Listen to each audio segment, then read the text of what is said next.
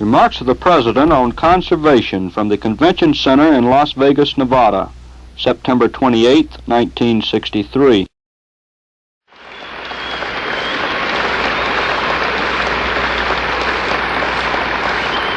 Senator Cannon, Governor Sawyer, Secretary Udall, Senator Bible, Mr. Mayor, members of the clergy, Commander, Commissioner, members of the band, ladies and gentlemen. I want to express my appreciation to you for this welcome at the middle of the day. This is the end of a 5-day trip which has taken us to Pennsylvania to dedicate the home of Gifford Pinchot to the cause of conservation, to northern Wisconsin, to Duluth, Minnesota, to North Dakota, to Wyoming, Montana, Washington, Oregon, California, and now we complete that swing here in Nevada. The purpose of that trip was simple, and that is to see for myself, and also I hope through my eyes some of my fellow citizens, to see how essential it is that we conserve our natural resources and that we make the best use of them. And I can assure you that from my experience of the last days, however useful it may be to sit at a desk in Washington and read statistics about increasing population and about the need for water, there is no better education for a president, a senator, a congressman, or a citizen than to fly over the West and see where it's green, where water has done its work, and see where it's arid, where there is no water. And then you come to understand the truth of what the governor, the senator just said, that water is the key of growth and its wise use essential to the development of the Western United States.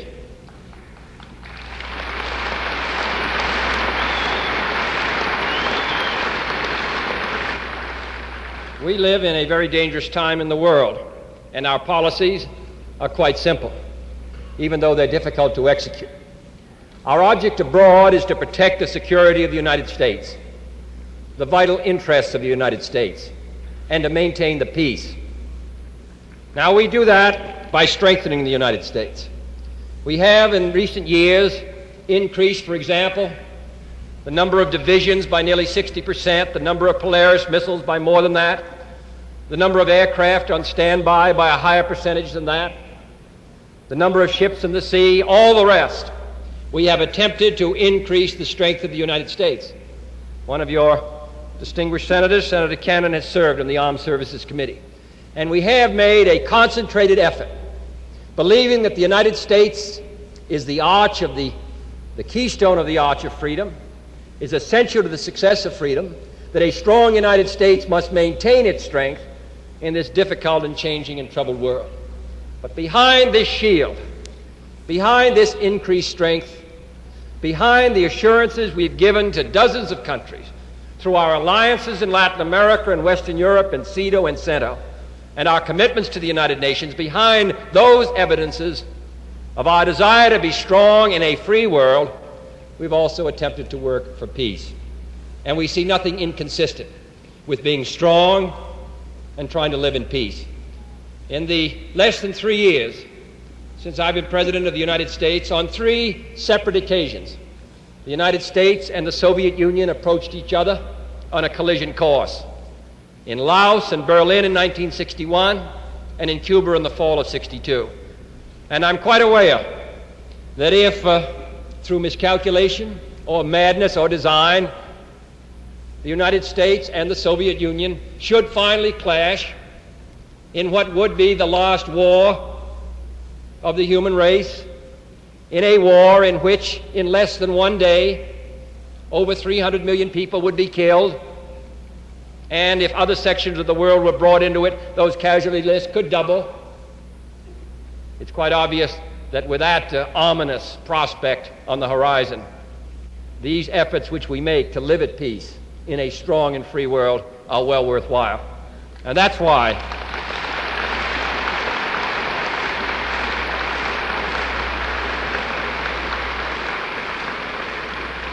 And that's why I'm glad that your 2 United States senators, who've supported our effort to strengthen this country, also voted this week for the test ban treaty in the atmosphere as one step of what may be a long journey, but at least a beginning towards attempting to prevent the ultimate calamity to the human race.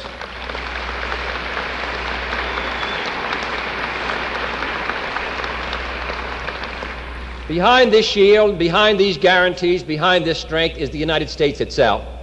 And all of these guarantees, all of these alliances, all of these military buildups, all of these improvements in our defensive strength, all those are of no use unless the United States itself is a prosperous, vital, and growing society.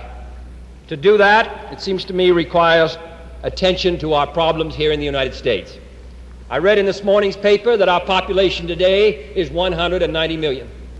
In the time of Franklin Roosevelt, it was 130 million. By the year 2000, it will be 350 million people living where 130 million lived, where 80 million lived 60 or 70 years ago. This is a tremendous increase in the population of the United States. We devour, as a result, the resources of our country. And therefore, we have to pay attention to 2 basic resources.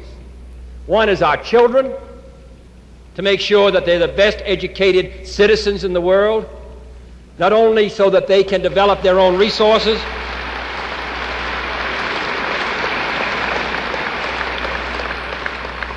so that they can develop their own talents to the extent that they have those talents, so that they can make something of themselves. Nothing distresses me more as a citizen of this country than to realize that before this decade is out, there will be 8 or 9 million American children who will drop out of school before they've graduated, who will go out looking for work with almost no skills to offer at a very time when machines are taking the place of men. What chance does a boy or girl with a 6th, 7th, or 8th, or 9th grade education have? What do they have to offer? And therefore they'll live on the marginal edge of hardship and distress and poverty. They'll bring up their children in that atmosphere, and their children will be penalized. So we ought to keep our children in school, and we ought to make them work, and we ought to have the best teachers, and we ought to try to develop in this country the kind of educational system with hard-working children who will be responsible and constructive adults in this great free society which ornaments the cause of freedom.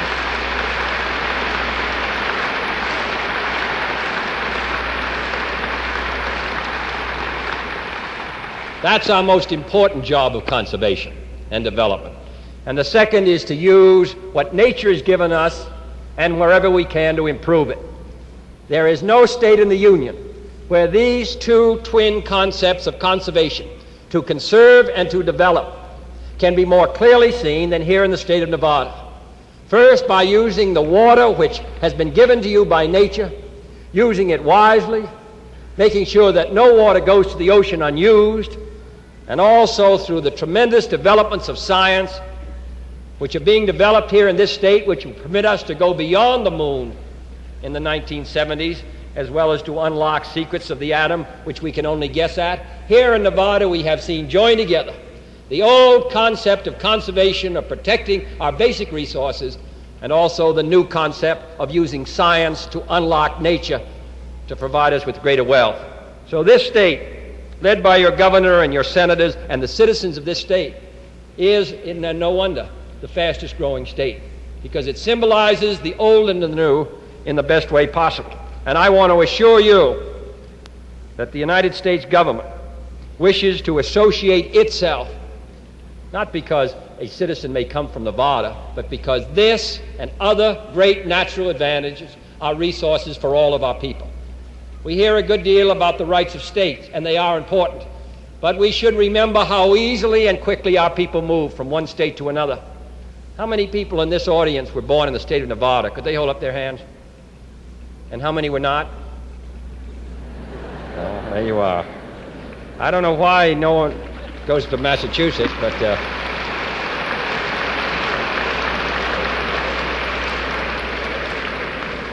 so you pioneers are going to be followed by others. Everybody seems to move from east to west. for some mysterious reason, but they do come out here, and many more are going to follow you, and we want to be able to provide for them. And therefore, the Lake Mead Hoover Dam Outdoor Recreation Complex, the most visited area administered by the National Park Service in all of the 50 states. And I wish that everyone in the United States, and I hope perhaps next year we can do this, can all concentrate on visiting this country, can come and see Jackson Hole and Nevada, Las Vegas, and all the rest, and then travel to some other places in the world. But here, see the United States first.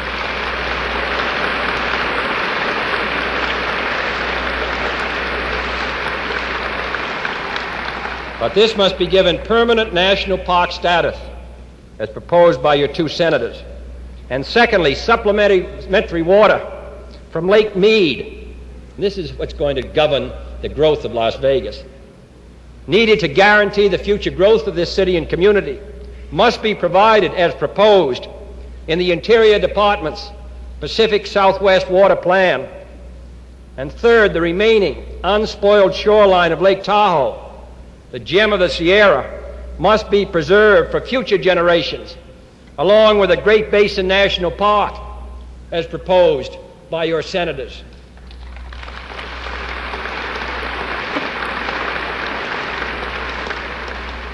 Do you know how much of the Atlantic coast is available for public use and purposes? About 8%. 92% of the whole Atlantic coast, and the figures are the same for the Pacific, are held, in the most part, by comparatively few people. And unless we now, before it's too late, take these areas of the country, which offer the maximum for recreation for all of our people, unless we set them aside now, it will be too late. And fourth, the damaged rangelands of this state must be restored to productivity, and the mineral uses of this state, which first brought this state into the Union, must be explored and developed. Much of the future of this state, in other words, rests on conservation, and this work must go forward in the 1960s. This is still a beautiful continent, but we want America the Beautiful to be left for those who come after us. Robert Frost, the late poet, once remarked, "What makes a nation in the beginning is a good piece of geography." Our greatness today rests in part on this good piece of geography that is the United States. But what is important is what the people of America do with it. At the turn of the century, two great Easterners, both Republicans, Theodore Roosevelt and Gifford Pinchot, looked across the horizon and realized how essential it was that here in the West that we save what we have before it's too late. And in the 1960s, in another time of change, I hope we'll still make the wise decisions for the future of this country. Franklin Roosevelt made the same wise decision in all of the agencies which have meant so much to the development of Arizona and California. However, it was Pinchot himself in the early 1900s who emphasized that the conservation cause would ultimately fail unless every generation of Americans made the commitment to the future. There isn't very much that you can do today that will materially alter your life in the next 3 or 4 years in the field of conservation. But you can build for the future. You can build for the 70s, as those who went ahead of us built for us in this great dam and lake that I flew over today. Our task, the task of propelling a third wave of conservation in the United States, following that of Theodore Roosevelt and of Franklin Roosevelt, is to make science the servant of conservation and to devise new programs of land stewardship that will enable us to preserve this green environment, which means so much to all of us.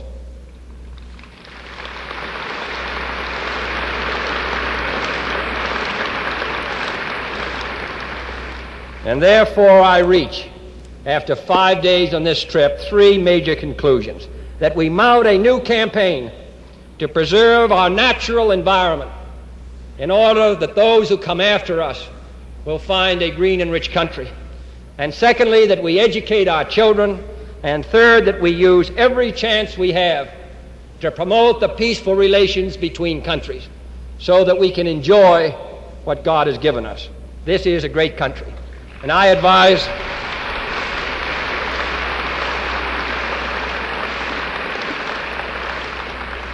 And I can tell you that there are no 5 days that I have spent that have been more useful than looking at the United States once again and seeing something of the vitality of the country and the vitality of the people. You, as citizens of the United States, can take pride in the fact that for the last 18 years, it has been the United States almost alone that has preserved the freedom of so much of the world. Without the United States today, Europe would be enslaved. Without the United States today, Asia would be overrun. Without the United States today, much of this hemisphere, which is still free, would have fallen. This is a tremendous burden and responsibility that we bear. We have been fortunate in the country given to us. We have been fortunate in the people who came here. We have been fortunate that we made, in the years after the Second World War, the proper decision that this country could not be free and secure unless there was a free and secure world. And so we've devoted our energies, our talents. We have 1 million of your sons and brothers who are serving outside of the United States today. No country in history has had so large a proportion of its citizenry serving its country in the cause of peace outside of its own borders. They've had them for war. They've had them for conquest. But we seek a world of diversity, a world of freedom, a world where people can make their own choice, a world in which no group of powers can threaten our security. And to do that, with all of its complexities and all of its difficulties, we've done it. And we've done it for 18 years. And we've done it almost single-handed. And during the same period, here in the United States, we have almost tripled the growth of this great country. So this generation of Americans